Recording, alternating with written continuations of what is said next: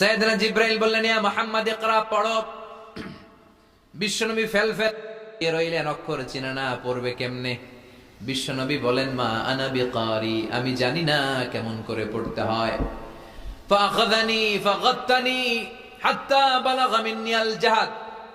বিশ্বনবী পড়তে জানেন না।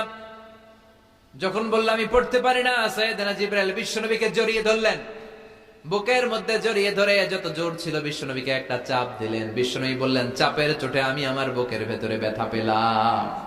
ফারসালানি, আমাকে ছেড়ে দিল। ছেড়ে দিয়ে আবার কে পড়েন, ইকরা, read in the name of your lord. বিশ্বনবীর আগের কথা, আমি পড়তে জানি, মা আনা বিকারি। সাইয়েদনা জিবরাইল আবার জড়িয়ে ধরলেন, আবার চাপ দিলেন। বিশ্বনবী বললেন, ব্যথা পেলাম। আবার জিবরিল বিশ্বনবীরে বললেন, পড়েন। বিশ্বনবী আগের কথাই বলে, আমি পড়তে পারি না। আবার চাপ দিলেন। 3 বার চাপ দেওয়ার পরে সাইয়েদনা জিবরাইল বললেন, নবী এবার আপনি পড়েন। বিশ্বনবী এবার পড়তে আরম্ভ করলেন, ইকরা বিসমি রাব্বিকাল্লাযী খালাক খালাকাল ইনসানা মিন আলাক ইকরা ওয়া রাব্বুকাল আকরাম الذي علم بالقلم علم الإنسان ما لم يعلم। পড়েন আল্লাহু আকবার। 3 বার চাপ দেওয়ার পরে বিশ্বনবী পড়তে আরম্ভ করলেন। সাইয়েদনা জিবরাইল এই 5টা আয়াত দিয়ে উধাও হয়ে গেল।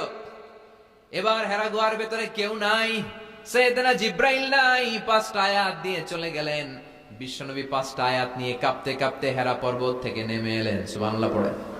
এই ওহীর ভাড়ে চাপে বিশ্বনবী কাঁপতে শুরু করলেন। এই প্রথম বিশ্বনবীর কাছে ওহীর রিফ্লেকশন, ওহীর ছোঁয়া, ওহীর ঝলকানি, ওহীর নূরানি তাজাল্লি বিশ্বনবীর হৃদয়ের মধ্যে লাগিয়ে দিল কে?